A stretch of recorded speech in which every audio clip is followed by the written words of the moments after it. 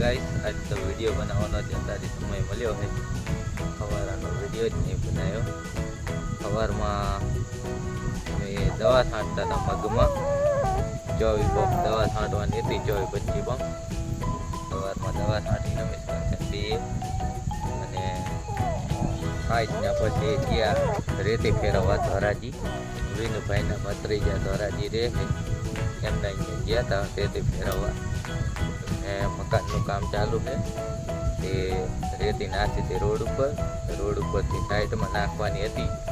તે બપોર પછી તો અહીંયા ગયા હતા ને હાજ પડી ગઈ. અહીંયા આવ્યા પછી અત્યારે છોકરાને લઈને રમાડું છું.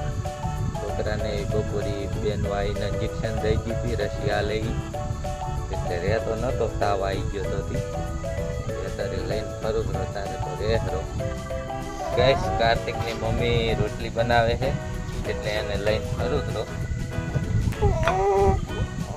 શાક તો બની ગયું, રોટલી બનાવે છે.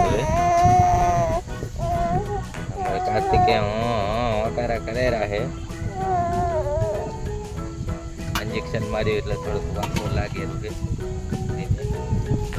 નહીં કાર્તિક?